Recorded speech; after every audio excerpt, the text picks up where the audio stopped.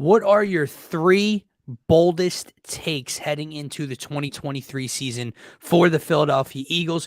We'll also be drafting our NFC East all team between me and Scotty. And maybe if we have some time at the end, we'll get into some Phillies talk. But that and much, much more when we are back in just 10 seconds.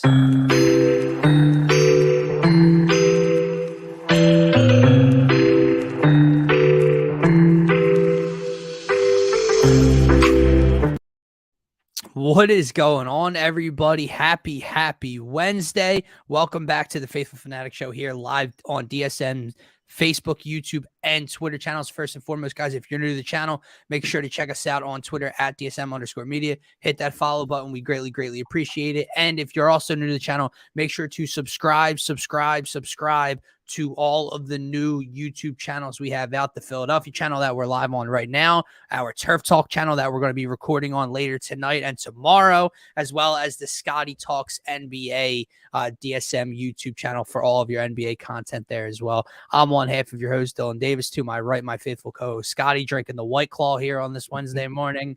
But we finally made it, my man. We finally have made it to week one of the NFL season. It kicks off tomorrow night with some Chiefs and Lions business taking the field. So that'll be a good game kicking off the season. But we're here to talk Birds. But how are you feeling on this Wednesday morning? I'm good, man. I'm a little groggy here. We had our DSM. Well, the White Claw will get you going. Nah, chill. Let me address this. This is a Celsius energy drink. Get me right for the day. I'm not getting lit to start my day, but I wish I was. Happy hump day to that. But no, man, I'm a little groggy. We had our DSM fantasy draft last night for our league. That was kind of wild, but it took forever. That was my bad for setting the 2-minute rounds. That was like all me. 2-minute rounds, started at the 9. Whatever. That shit was brutal. We invite Kata Hot to a draft. He doesn't show. He auto-drafted on us. Kata, you owe us one, man. Yeah, you auto-drafted on us. It's all good, though. It was fun. But no, man, I'm happy to be here, talk some Birds as we are in the twilight segment of the NFL season. We're basically here. All we need to do is wait one more day. The NFL season will actually be here. And all we need to do is wait about 4 more days, and the Eagles football is going to be back as well. I think that's correct. Yeah, I think so. You correct me if I'm wrong, guys, but I think there's 4 more days until Sunday. But the work week gets a little foggy and groggy as it goes on. So correct me if I'm wrong. But no, man, I'm excited to get into some Birds. And soon, like, the best part about it, we can stop doing these like hypothetical topics and like, don't get me wrong. It's gonna be fun. It's gonna be fun today, but I'm more excited to get into what they're actually doing on the field. That's the better part of the season. So don't get me wrong, those conversations, that content, it's fun. It's fun to talk about the what if and the picture, what your favorite team's going to look like or your favorite player's going to do. And it's a little more interesting at times than, just reviewing a game or whatever the case may be, watching film, whatever. But the bottom line is we've been doing it for so long. You just want to get to the finish line and you just want to see this team because let's be honest, the lofty expectations we have for this team also make you want to start the season more quickly as well, right, than a normal year. But on Friday morning show, we will be giving our final win total prediction for the Eagles on Friday morning on Turf Talk tomorrow. We'll be breaking down our league our playoff standings, who's going to make the playoffs, who's going to make the wild card, who's going to miss out tomorrow night on Turf Talk as well, man. But let's get into our first segment here today. And that is, what are your 3 boldest or bold takes for the Philadelphia Eagles this upcoming year? We got D-Rab in the comments right now. One of his bold takes is they don't make a trade for a safety and Sidney Brown ends up starting beside Reed Blankenship. He also has 3 1,000-yard receivers, with Dallas Goedert being one, and he's got Jalen Hurts throwing for 4,000 passing yards. All very possible, all very good, man. But I'm going to start with the first one because it's fun. This one's fun, right? And as I mentioned to you a minute ago, we have very high expectations for the Eagles this year. Yes. The Eagles, to me, are the class of the NFC. I know this division of the NFC East has not seen a repeat winner for almost 2 decades or however the hell long it has been. I know it is extremely difficult to get back to the mountaintop, to get back to hosting an NFC championship game and win and getting to another Super Bowl, right? I know it's going to be an extremely difficult road, especially with this schedule, but we do believe that they are atop the NFC. Yeah. And one way to do that is to assert yourself over your opponents, over your division rivals. And every year, every stinking year, it feels like Jalen misses the game or Dak misses the game or whatever, but it always feels like they split with Dallas, or you want to pick them to split with Dallas before my first bold take, and maybe it's not so bold, but my first bold take is that the Philadelphia Eagles will sweep the Dallas Cowboys this year. Hold on. Not once. Not twice. But 3 times as they meet at some point in the postseason. And they will beat the Dallas Cowboys all 3 times, showing that they are the best team in the NFC. Man, that's an interesting one. I like that though. Yeah, I think that's a very bold take. I think it's very it's a goal that should be on the Eagles' mind, although it shouldn't be the main goal. I think there's a point where you have to have some dignity in this rivalry between the Cowboys and the Eagles, and you're Jalen Hurts, right? As you mentioned, every single time Dak has kind of owned us, right? Dak misses. Yeah, exactly. Every time Dak plays, he owns us. He's beat us, and his record against the Eagles is great, right? So if you're Jalen Hurts, right, if you're Nick Sirianni, I get it. You take one game at a time. You won't worry about it until you get to Dallas week. But once it arrives, it's time to put your foot in the ground, man, and have some pride and start to take control of this rivalry. Our success has been far greater the last 20 years than the Dallas Cowboys. You can compare that side to side. But when you compare us head to head in the recent, last 3-4 years, it hasn't been great. And I think that's what needs to change. And I think that's a great reason to have that bold take. And there's great reasoning as to why the Eagles would want to do that as well. So I really like that one, man. So I'll start with the individual accolades. And I'm going to start with my man, Dallas Goedert. I have to slam this one down on the table and make sure it's out there. But I do think Dallas Goedert eclipses 1,000 yards for the first time in his career. Ascends into that top 3 tight end category. Finally, what we've been waiting for from Dallas Goedert. I think he's going to have a few more touchdowns than he did last year as well. I don't think we're going to run the ball as much in the red zone at times. I think we're going to kind of switch it up in that regard. But you look at last year, 702 yards in 12 games.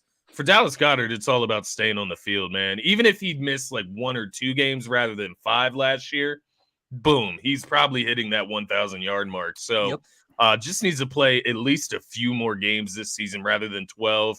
And my other part of that is I do think, as Darius mentioned with the passing yards and kind of the 3 1,000-yard receivers. So I do think we're going to run the ball with Jalen. We're going to take a lot off of his legs and put a lot more through the air. I think we're going to take that and increase his durability, take the risk away from his body, as much as we've done in the past. I know Nick Sirianni said he's not going to switch up too much from that, right?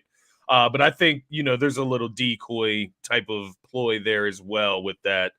So we'll see how it plays out, but I expect Hurts to throw the ball a lot more this season rather than, running for 750, 800 rushing yards. I just don't see why we would do that when he has shown that he can move the ball through the air. He can do it efficiently. He can do it at a top level in the NFL. So I think that means for more room for Dallas Goedert to produce. But then the other side of that, the last thing that I'll mention there is, we got extremely lucky by having Smitty and A.J. Brown for every single game last season. I'm not wishing anything. I'm not saying that anything is going to happen. But if Smitty were to miss 1 or 2 games, A.J. Brown to miss 1 or 2 games, I don't think that would be, out of this world. I think that's very possible that, somebody tweaks a sprained ankle or something. And then, boom, Dallas Goedert is a lucky benefit of that as well. So maybe it's Dallas Goedert's turn to stay healthy this season and be the guy in this offense. And I would like to see them want to include him a little bit more in the offense as well. Interesting, man. I do agree with you. And Darius pointed out earlier, it is definitely a goal that the Eagles players have set for themselves. Obviously, Dallas Goedert has come out publicly and said he is shooting for 1,000 yards. And now, while some people might not like that and you want to focus on the team, well, guess what, guy? If Dallas Goedert goes for over 1,000 yards, probably means success for the Eagles, right? Yeah. Right. It's interesting you bring up the point with Jalen through the air and less on his legs, because I do agree with you, but I'll circle back around to that in a minute here. My second boldest take for the Eagles heading into this season is, you mentioned hypothetical conversations and content all summer long. And this guy has been in the middle, the dead center of a lot of our discussions here. And we have hyped him up, and there's no one that is more high on Jalen Carter than myself. Jalen Carter will finish in the top 5 for not rookie defensive player of the year, but defensive player of the year. Wow.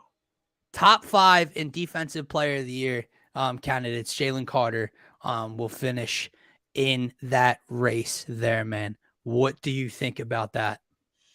I think it's very possible. I think with the talent around him on this defensive line, I think it's going to make his life relatively easy coming into the NFL compared to other teams if he was drafted there. And I do think the talent, we know what he's been talked about as. So I think it's only a matter of time before he, is controlling most of the snaps at defensive tackle. But yeah, man, I think it's more than possible. If he touches and reaches where we think he will, then he should be in that conversation and should definitely be leading the way for Defensive Rookie of the Year as well. So it's bold. It's possible though. They got to be bold, possible. Right? They better be bold to make this list. If he gets to that double-digit sack mark, I mean that is a high point for a defensive tackle. It's going to be tough for him to get there, but you got 17 games. He's just got to stay healthy and prove to be exactly what we expect him to be. So, I like that one a lot, man. My number 2 bold take here is going to be the guy I mentioned earlier, Jalen Hurts. I do think he's going to eclipse the 4,000-yard mark, as Darius put in the comment section, but also 30-plus passing touchdowns. I think he gets to that 30 passing touchdown mark, and that's the more important number for me here. And this is me being very particular. Maybe the Eagles come out and they don't give a shit about passing touchdowns, and that's probably true. Jalen Hurts probably does not care about his passing touchdown totals, but I do think it's going to increase once again, taking the pressure off of Jalen's legs and putting the pressure through the air. As KC mentioned in the comments there, Air Eagles coming soon. Yeah, I think they're going to be able to air teams out. You add DeAndre Swift to the mix, man. It's almost like a cheat code the way he operates in the passing game as well. Yeah. So I think Jalen Hurts is going to have toy. He's going to have field days this year. I think people are going to be very surprised by the attack and the approach of the Eagles offense. They're still going to run the ball. I'm not talking like this team isn't going to run the ball. You know this offensive line likes to tote the rock. So we're still going to run the ball, but this offense is ready to take off through the air, man. Yeah, KC's got a bold take. DeAndre Swift going for 800 and 800. 1,600 minimum. He does that, he's getting re-signed. What's that? He does that, he's getting re-signed. If he can be that versatile, that's enough for you to re-sign a running back. I agree. If to your point, if he is that versatile, it's going to it's just going to scream at Howie to get Howie's attention. Like, this dude brings something different to the table that not your average running back's going to bring for cheap, right? Exactly. Kelsey wants to do the QB sneak every play. Yeah, man, they'll still do it in 4th and 1. I mean, they will do it. I know we think you're kidding ourselves, but they will do that right at the goal line. Man, it is very interesting that that's your second bold take because it aligns with my first bold take. Now, I don't have particular numbers. I don't have for 30 plus, but I do have Jalen Hurts finishing top 3 in passing touchdowns this upcoming NFL season. I agree with you that he does not care about his passing touchdowns, that he's not going to force it out on the field, that he's going to do whatever it takes and put the team in the best possible position to win, as will Nick Sirianni. But no one is more motivated by talk than Jalen Hurts, by doubters than Jalen Hurts. No one, I don't want to call it pandering, but no one hears outside noise and wants to give it to you on the field like Nick Sirianni. Tell me I'm wrong. I'm not. No. They're not going to force it. I'm not saying they're going to force the pass over the run and risk games and Jalen, whatever. But I'm telling you, if Nick hears all this outside stuff of Jalen's not a top 5 quarterback, he only threw 22 passing touchdowns, the rushing touchdowns don't count, I guarantee you there's a couple more pass plays inside the 10-yard line than there were last year. Now, that's for his own health. It's not putting the ball in his hands as much. Yeah. But I'm telling you, he's going to throw the ball a little bit more. Yeah. I like that take, man. And, you know, we're on the same page, obviously. I agree. I think we could even see variations to that QB sneak. Like that play specifically, you could see variations to where they come out of that set passing the football out of that scheme or that, you know, that formation. So we know Sirianni likes to take it to new levels. And I do think teams are going to approach the Eagles differently as well. So they may have to pass more in the red zone, right? If the other teams are stacking the box, not allowing the Eagles to run the ball like they did last year, then boom, you're going to have some openings on offense in the air. And that's what you have these receivers, this tight end, this running back, all of these guys, all of these skill players around Jalen Hurts for is to get them the ball in the big moments. So I love the way you put that there. And I just want to make it clear, agree. Like, I'm not saying that Nick is pandering, and again, it's going to have anything to do. I'm just saying if he has opportunities, if he sees moments where Jalen has it going through the air, and last year he might have ran it on 3rd and 3 at the 6. He might throw it on 3rd and 3 at the 6 if they're up by 14 in the 4th quarter. You know what I mean? Like, I'm not saying it's going to affect the way he calls games. It's going to affect the way Jalen looks at the game and tries to force things. I'm saying when the moments are there to increase maybe some totals, they might do it. They might do it. Yeah, no, I do agree. And it's like, if you're an NFL defense looking at this Eagles offense, do you really want to come in and like just let us run the ball down your throat the entire second half this season, like we did last year? Like every single game, we come out, light you up through the air in the first half, and then boom, in the second half, we run the ball down your throat. Are you going to be willing to let the Eagles do that this season? Or are you going to make them test you out through the air? I think teams are going to make Jalen Hurts pass a lot of tests through the air. Well, it's still the only knock that some people still have on him. Yeah, exactly. There's not a lot you can say bad about it. Their ability to run the ball, the ability for Jalen to run the ball. There are still some doubters out there, whether it's players, other coaches, fans, that say, make him beat you from the pocket because I don't believe he can. Yeah. So I do think that's going to play a factor in opposing teams and opposing defenses' scheme and game plan. Yeah. And then just watch what he does to you. It'll be. I'll love it. But it's fun. I honestly can't wait to see how these teams approach the Eagles offense. This is one of the more exciting. It's crazy, man. Like, you look back at last year's offense, and I'm trying to think back. I feel like Swift just gives them a completely different element. Even Rashad Penny gives them a different element than what they had. Like, if you combine Swift and Rashad Penny's efforts together, then mix in a little bit of Gainwell in there, it's like that makes up for the 1,300 yards that you got from Miles Sanders last year. And I'll take it a step further. Jalen is that difference maker as well too this year. Because go back to this time last year, we didn't know what we were going to get. He was even when we started to get a taste of it in the beginning of the season, it was more so, stepping stones and watching his growth. And what are you going to see from Yeah. him week to week? And we're making predictions on pregame shows. Like, I want Yeah. to see Jalen continue to do this. Well, he's there. He has ascended to what we believe is a top 3 to 5 quarterback in this league now. Yeah. So now heading into the season, it's expected from the jump, not seeing development each week. You know what I mean? Yeah, that's fair. That's a good point. Because last year, whether you like it or not, Jalen Hurts was one of the bigger question marks for that roster that was Super Bowl 100%. ready, right? If he played up to par, that team goes to the Super Bowl, and look what they did. So, right. I'm with you, man. Jalen Hurts, this is going to be a really fun. I'm getting like chills and goosebumps as we're talking because I'm just ready for some Eagles football. But my third and final bold take here is going to revolve around our other rookie, our other first-round pick here. And that's going to be Nolan Smith, man. I don't know if this is bold. I feel like it's bold for a rookie edge rusher that is not going to be starting as an edge rusher.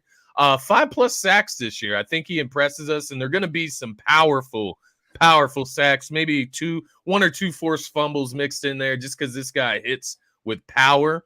Yeah. But I just love his mindset, man. You talk about Jalen Carter. He's another guy that is going to just feast off of the surrounding talent on this defensive line. Just imagine you're bringing the front 4, right, with Hassan Reddick, Jalen Carter, Fletcher Cox, Jordan Davis, whoever you want to have as the other defensive tackle there, and then Josh Sweat on the other side, and then you're bringing Nolan Smith on top of it. That's fine. I mean, that's just ridiculous, right? Like Nolan Smith coming off the edge behind that front 4 rush, or even just him coming off the edge as the other edge rusher, whatever the case may be. I think he's going to be able to get to the quarterback. I think his skill set is going to be even better suited for the NFL, given his athleticism, his quickness, and his mentality. The fact that he just wants to hit someone, like I think that is going to excel in the NFL even more than what it did at Georgia in college, where he got up to about 2.5, 3 sacks all 4 of his seasons at Georgia. I think he eclipses that this first year. I think he gets over 5 sacks this year. And that's going to be a limited opportunity. Like I said, he's not going to be – I don't think he's going to get the snap counts that Jalen Carter sees this season, right? He's going to have to make the most of his opportunities, and I do think he will. I think we're going to see sparks from both of our first-round picks this season, man. Let me ask you a question. And obviously, we don't have all the answers until we see what Sean Desai's defense looks like once week 1 hits. Yeah. But you know how we've spent this offseason praising what the Eagles did last year and what the defense was able to accomplish with all the turnovers and all the sacks. But we just talked about how no one feared them, right? If you didn't think anyone really feared them, because when it comes down to it, against the best quarterbacks in the league over the last 2 years in Gannon's scheme, they couldn't get the job done. Yeah. You bring up Nolan Smith, Hassan Reddick, Josh Sweat, Jalen Carter, Fletcher Cox, Brandon Graham, on and on and on and on. And I know we love our rotation, and I know we can get home with just our front 4 or 5. But let me ask you, you ever watch the Chiefs in a Super Bowl, in an AFC championship? They're not the best defense. Even the Eagles are a lot more talented than those Chiefs defense, a lot more. But you ever notice when Spagnuolo needs that stop, when it's a 3-point game and it's 3rd and 8, you ever notice what that line of scrimmage looks like? Yeah.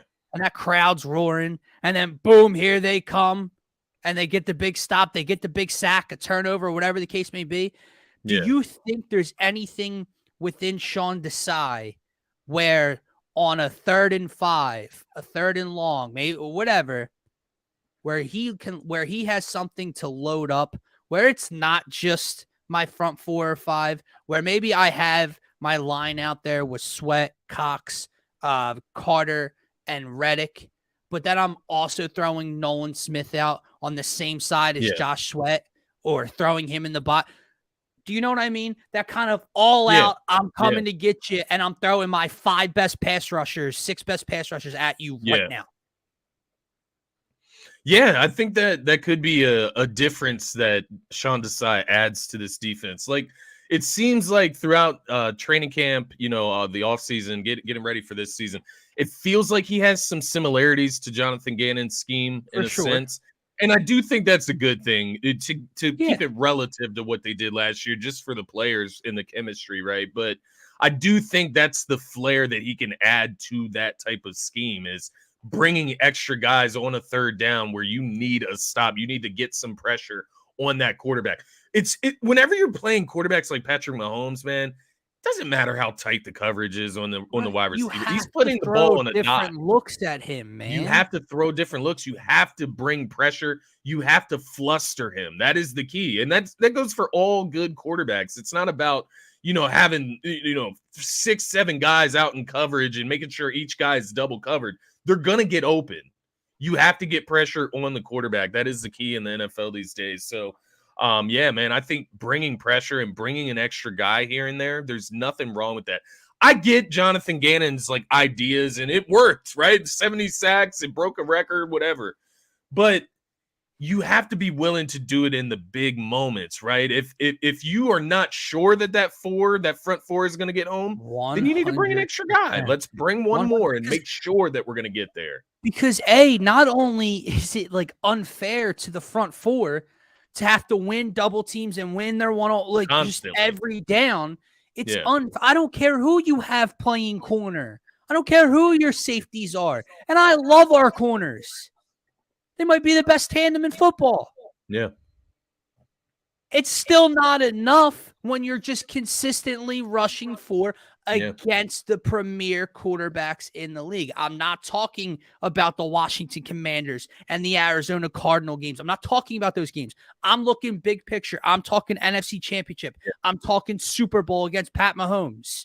You have to throw different looks at them. And the conversation, I started this because you brought up the idea of Nolan Smith. I brought up the idea of Jalen Carter. Yeah. And these are 2 new pieces. You still have almost everyone else aside from Javon Hargrave here last year that was able to get after the quarterback. Yeah.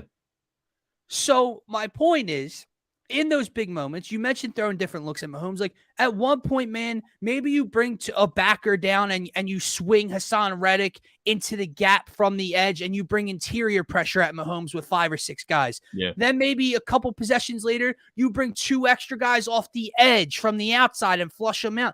You have to throw different looks at these guys. They're too damn good and smart and savvy to just send your best 4 at them and say, we're going to get to you.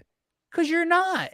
And that's the thing this season, man. You're going to play these teams like the Bills, like the Chiefs in the regular season. So you get to the playoffs, you get to the Super Bowl again, and you play this team again. The Niners again. You're going to have to throw different looks at these teams. You're not going to be able to go out there and run the same scheme over and over and over again. So this season's going to be a lot different in that regard. They're going to have to try different things on the defensive end of the ball because you're simply playing better competition, right?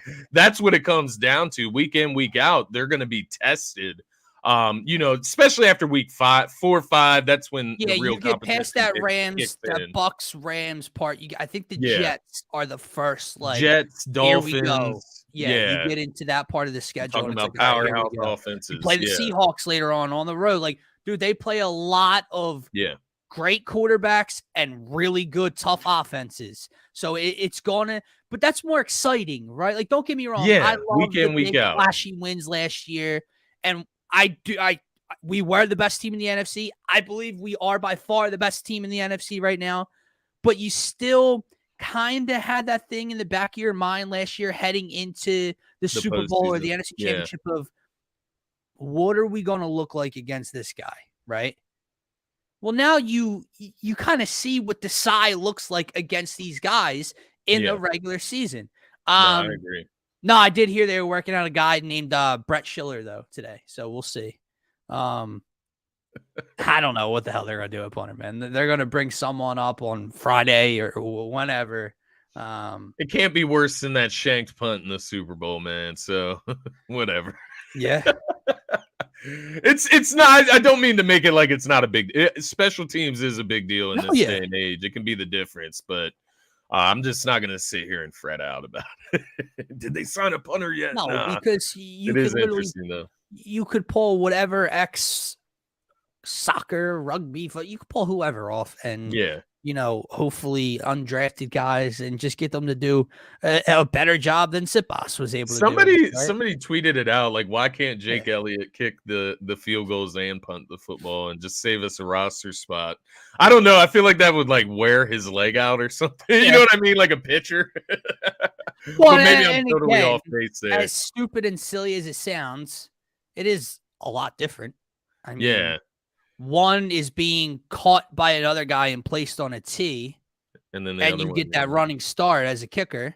And the other, I'm forced to stand X amount of feet behind the lineman, catch this spiral on a line, and then take one or two steps and get this off with pressure coming at me. It is different. So if you haven't done it, in high school or college or whenever, you're probably not made to be an NFL punter, right? And if your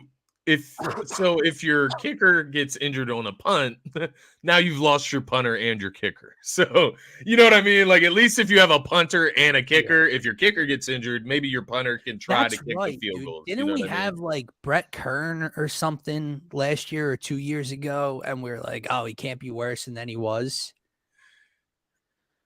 Yeah, it had to be after we lost our guy, Dougie. What was his name? God. Well, Donnie Jones is who Donnie Jones. What the fuck? I said Dougie. Well, Donnie Jones, dude. I would just kept seeing him with the chain around his neck and the do-rag from the Super Bowl years. So after that, it's been kind of downhill. And there was a time where Sip Boss was like, oh, he's all right. Like, maybe he could be the guy, but last year was a downward spiral for him. Yeah, he got the yips. I don't know, bro. Yeah, I don't know. Listen, before we move on to our NFC East fantasy draft, because that'll be a lot of fun to get into as well within this division. We're also breaking down the NFC East division over on Turf Talk on that YouTube channel. So make sure you subscribe, turn on notifications. We'll be doing that today. It'll release today or tomorrow. So keep an eye out for that. But any other, we gave our top three. Any other bold takes you have or could think of before we wrap this segment up? Yeah, one I was like contemplating on. Well, one I was thinking about who's going to lead the team in interceptions. So there was a couple different ideas that came to mind. Reed Blankenship, maybe he could fill in that role as Chauncey Gardner-Johnson did last year. But there's a special talent that goes along with that. I'm not saying that just anybody can do what CGJ did last year. You got to be a ball hawk. But he did show signs of it, right? He got the forced fumble. He had a few interceptions last year. But the big forced fumble against San Fran, I think it was against Deebo Samuel. So he hits hard. He can get some turnovers. So that's interesting. But I was really thinking between like Slay and Bradbury, like who could get the most interceptions between those two guys. And part of me feels like teams are going to test Darius Slay this year. Like James Bradbury had the year last year. He's the one that made all pro. Darius Slay didn't get that regard. And Darius Slay wasn't super tested after that Minnesota Vikings game, right, where he shut down Justin Jefferson. There was a few games mixed in there. I think the Washington Commanders game, Terry McLaurin got the best of him. Who was the other one? The Cowboys game where he gives up that long reception on third down. That one killed me, but nonetheless, I think Darius Slay will get tested this year, which I think will give him more opportunities for interceptions. We call him Big Play Slay for a reason. He's got good hands. So it's interesting thought there. I think maybe Darius Slay can get back to the top of the interceptions list for this team. But I also didn't think that was like a super bold take. It's Big Play Slay. Like that's what he does. So that was one. Another one I was thinking about was like, we talked a lot about sacks and pass rushing. I was looking at Josh Sweat and I was thinking like, could it be his turn to lead the Eagles in sacks this year coming off the edge? I don't know. It's hard to top Hassan Reddick as fast as he gets to the quarterback, because it's very well possible that Hassan Reddick's just going to beat you to the quarterback. So that was a bold take that I had in mind. I just didn't follow through with it because I'm not going to sit here on the other side and doubt that Hassan Reddick can't get back to the heights that he reached last year. So yeah, man, it's interesting. Josh Sweat, though, underrated player around the league, I believe. And even within our fan base a little, I think he is underrated in comparison to like Hassan Reddick last year, who's regarded as a top 5 edge rusher. There's a lot of people that regard Josh Sweat as a top 10 edge rusher. So It's interesting. But yeah, those were some of the things I was thinking around. I thought about the running game as well. I liked KC's the 800. I think it was KC 800 receiving yards, 800 rushing yards for Swift. Yeah. Thought about my man Gainwell. Thought about throwing something in there. But I also didn't want to rely on injuries for the bold take or anything like that. I didn't want to wish that upon these players. So I think Kenny G, there is a world where he could lead the Eagles in rushing, but that would take one of those running backs to get injured. So I didn't really want to put that into the world, right? So I don't know. What about you? Did you have any other ones in mind? Any other bold takes? I did see, I believe it was KC made a comment about Penny. I have to go back and look. The touchdowns. I think he said I like was thinking about 8 or 10 something like rushing that. touchdowns. Listen, man, I have no idea what Nick Sirianni's going to do with this running back rotation. And you and I saw the depth chart. Yeah. 4 you and I are in agreement that DeAndre Swift should get the bulk of the work, even if that's out of the backfield, catching the ball, whatever. Yeah. And I like Kenny G, man. I do. I like him a lot. He stepped up big in the postseason last year. Scotty, I don't quite get it. I still am struggling to get it. How we as fans can look at Kenneth Gainwell and Rashad Penny and their workload in the NFL so far and put injuries aside, because that's what we have to do. We can't sit here and say, well, Penny's more injured. No, if they're both healthy and can play, I can't grasp how Kenneth Gainwell gets the carries over Rashad Penny. When Rashad Penny is on a football field, and he hasn't played behind the best offensive line in the National Football League like he could this year, next to Jalen Hurts. Yeah. When he's on the football field, the dude rushes for 1,000 plus. The dude averages 5+ yards per carry. The problem has been staying on, but my point is, if you're putting them head to head, I can't grasp it, man. I don't get it. I don't know. It's interesting, man. I think the incline towards Kenny G is just the way the organization talks about him and the way the organization presents. I think that's what it's about. Like when you come out of practices, they're talking about Kenny G getting RB1 reps. It's like, what does the organization see? And is it just one of those things where Howie's kind of clinging on to his draft pick? You know what I mean? Like trying to prop a draft pick up within this group. And I'm not saying the dude won't have a lot of success behind this offense. Maybe they're trying to elongate their health as well. Like just keep it full on committee. Gainwell is a guy that's shown he's durable. He doesn't get injured often. Maybe that's their thinking. I feel you. These other two running backs ahead of him are well credentialed. But then you look at it and it's like, why were we being told, maybe it's not true, but why were we being told that Trey Sermon and Rashad Penny were competing for a roster? We're battling a camp for that spot. That's crazy. And I'm going to be really, really brutally honest with everyone. Yeah. I'm glad he's still on the team.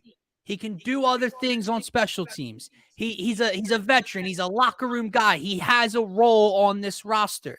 Yeah. Well, why was it Trey Sermon versus Rashad Penny? And Boston Scott's just a lock to make the roster. Boston Scott is a borderline practice squad player. He has a role because he's a veteran presence, funny, a locker actually. room guy. He can return kicks for this team. He has a role. But in terms of the running back room, getting carries, getting work, why in the actual F are we talking about Boston Scott and Rashad Penny in the same goddamn breath? I don't know why. Think about it, man. Me off. Boston Scott didn't even play in the preseason. He was not fighting for a job. That's what I'm saying. He was just in. It was written in stone. And you have a guy like Rashad Penny who I don't know. It completely boggles my mind. The only thing that could make that make sense for me is if they're going to use Boston Scott as their full-time punt returner. They cut Britton Covey. Sure. If he's going to be your full-time punt and kick returner, then kind of makes sense if that's his specialty role. But like, yeah, it's interesting because he got 0 snaps, I believe, in the entire preseason. Yeah. It was all Trey Sermon, Kennedy Brooks, those other guys that they had, and then Rashad Penny got some work early on in the preseason, which I don't know. Maybe they were just trying to see where Rashad Penny's body was, right? Like coming off another injury last year. He's talking about he's the healthiest he's ever been. This Eagles staff is taking care of him.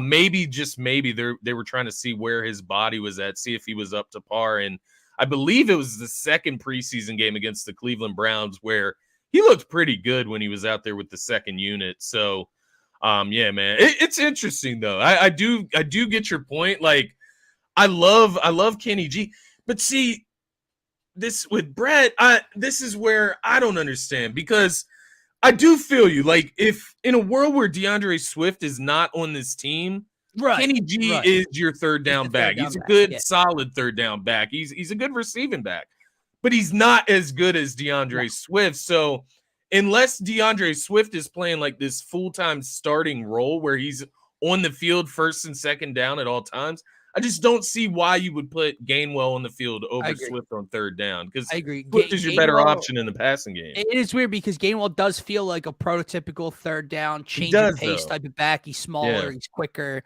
he can catch the ball a bit. But like, to your point, that is like the ideal spot for DeAndre Swift to be. If I'm being honest, Dylan, my running back rotation, it's like I want Swift to be the full-time starter. I'll be brutally, go ahead. I want to see it, too.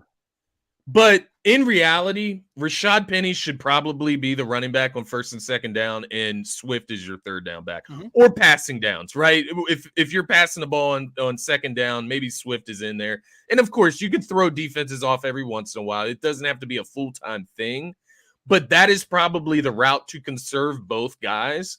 I would start Rashad Penny, and Swift would be my third down running back / slot wide receiver, literally. I agree. Gainwell would get work. He would get a handful of carries. He'd be mixed in there. See the field, right? But no, this would be Rashad Penny and DeAndre Swift's backfield for the time being. But we'll see, man, because again, both of them have to stay healthy. Rashad Penny has not had a year in which he's had his career high is 119 carries. That was in 2021, where he only played 10 games. In 2022, he only played 5 games. But 6.3 yards per carry, 6.1 yards per carry. In 10 games in 2021, when he averaged 6.3, he scored 6 touchdowns on the ground. Yeah. Like, the dude, he's got to stay healthy, man. A lot, man. But yeah, he does have to stay healthy. He said this is the best training staff, the best staff that's ever taken care of his body in all of his seasons. So he says he feels like he could play 20 more years with the Eagles with their staff. So that's an interesting thing to think about when it comes to Rashad Penny and his longevity, staying healthy this season. So yeah, I think all great points, man. All great points. I agree, but let's get in. Like I said, we are going to be breaking down the NFC East division over on the Turf Talk YouTube channel later today. Keep an eye out for that, where we get a little bit more in depth. Who's going to win this division? Who's going to come in last? Can the Giants compete? All of that fun stuff. But we're going to get into a little NFC East fantasy draft heading into the 2023 season. We're going to go back and forth here. Scotty's going to pick first, my man. Oh, where are you going to go? You gave me the honors, but I'm going to go with our guy, Jalen Hurts. I think that's who I'm going to go with first here, just for the optics. I agree, man. I agree. I would do the same thing.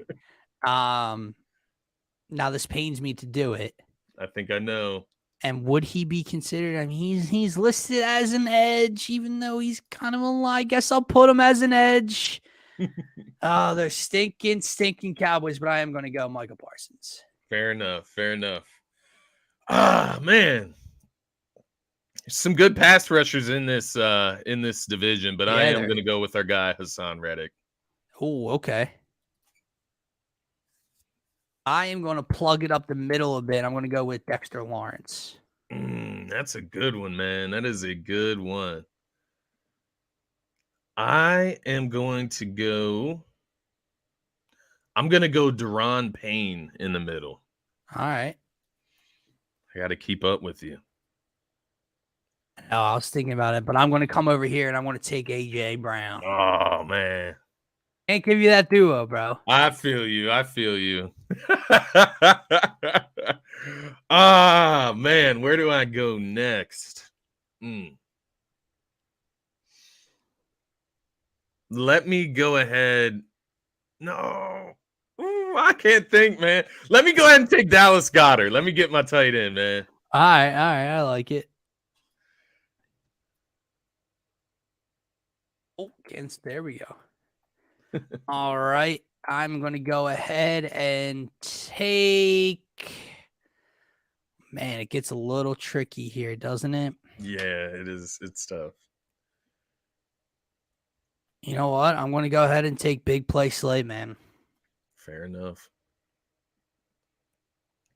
He's the best corner in this division. I do not care what the Dallas Cowboys want to throw at me. It is wild, man, because you think about all these positions. We have a lot of good options in this division. Let me see here.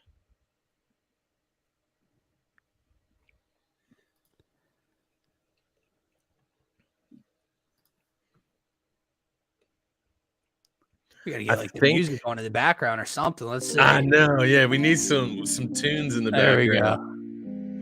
I am gonna go Bobby Okereke. I'm sorry if I'm pronouncing that wrong, but linebacker from the New York Giants.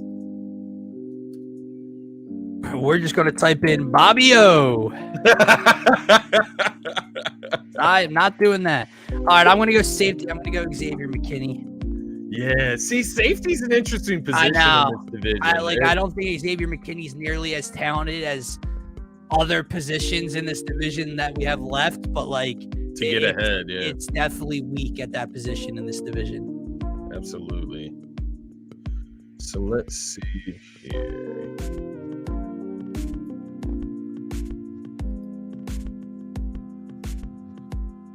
Let me go ahead and grab our guy. Let me say that correctly. Our guy, Jalen Carter. I'm going to take him in defensive tackle. Bro, something I wanted to mention today. Underrated Eagle of the season, though. One of them. Guy that's forgotten, man. Fletcher Cox. I feel like he could be a little bit rejuvenated with this young group of defensive tackles around young him. Bucks. I think it could inspire him to get after the quarterback, him to play a little bit harder for those guys, just to lead by example. So I agree with you, man. Interesting. You know what? I'm going to go to a position I normally wait off on, but I'm going to go with Mr. Penn State and take Saquon. That's a good pick, man. That is a difference maker, right? When you talk about the rest of the division, I love Tony Pollard. I love, obviously the backfield of the Eagles, but Saquon's in a different tier, I would say. I agree. Man, I'm trying to think, man. I'm thinking about this corner position because there's part of me that feels like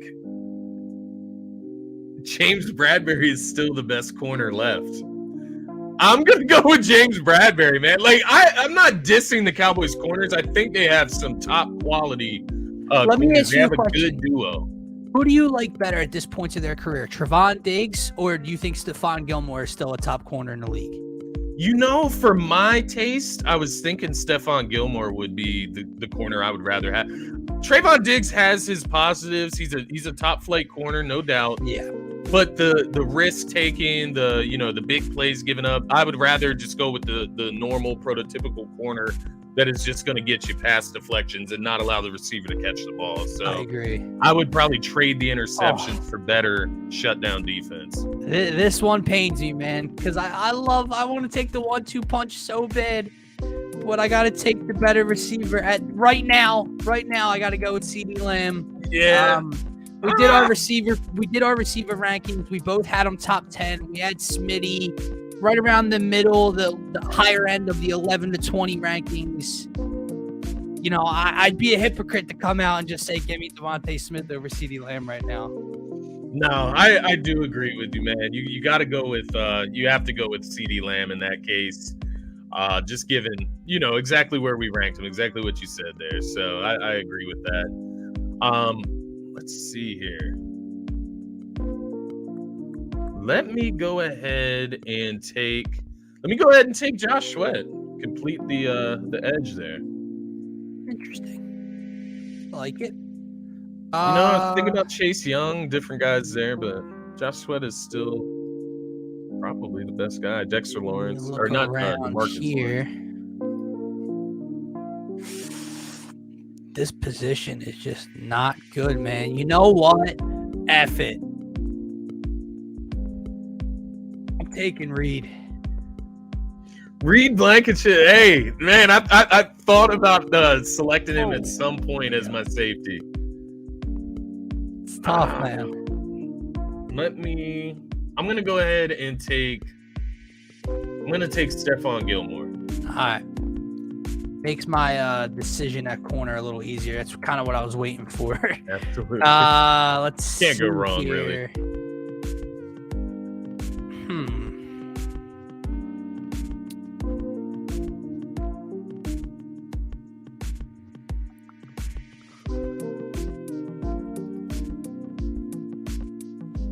Yeah, I'm going to go with Kayvon Thibodeau at linebacker. Ah, man, that's a good one. I was thinking about taking him myself there. Not spelling his whole last name either. K-Thib. Let me see here.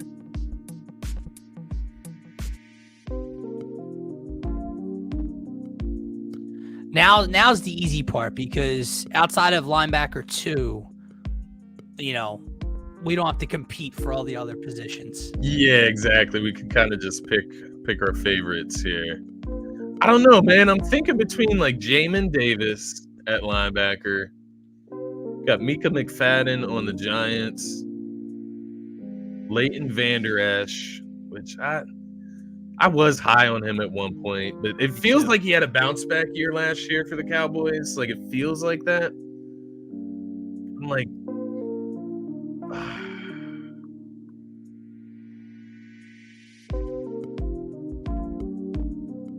let's see, Cody Barton.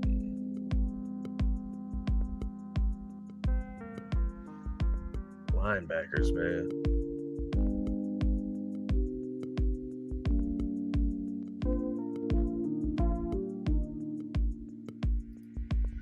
Yeah, let me go ahead. I'll go with Cody Barton. He had a pretty good season for Seattle last year. Hey, Barton? Yeah, from Washington. Ian or Owen? Did I spell that right? Owen. Yeah. All right, now we get to the interesting part. Down here at corner, I'm going to take Trevon Diggs. Can't get me to say it. So I'll go ahead and get Smitty. Figured.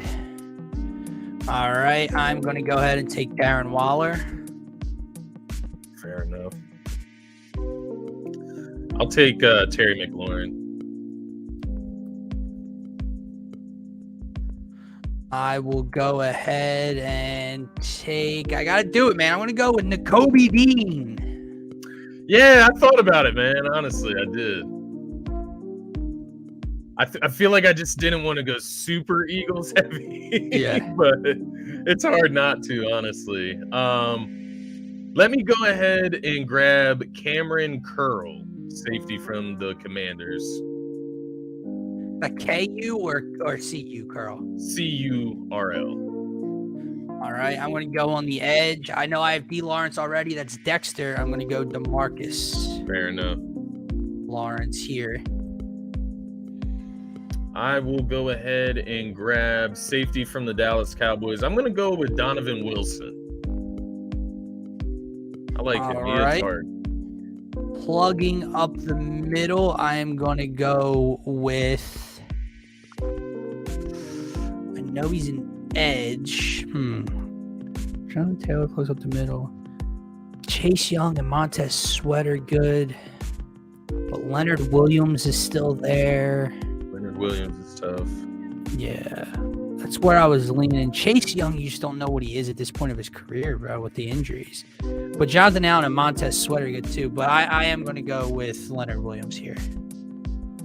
Fair enough. What do I have left here? Just you have your running back, yeah. Last 2 picks of the draft.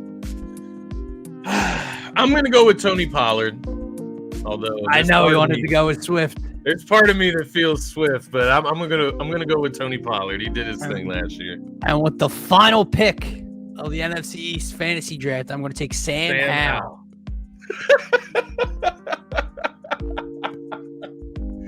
It's funny that's the joke. Daniel Jones isn't even a joke. You know what I mean? Like, We're really just not ever drafting him. But No, not at all. But here's the tease, man. Guys, feel free to comment along. It's interesting.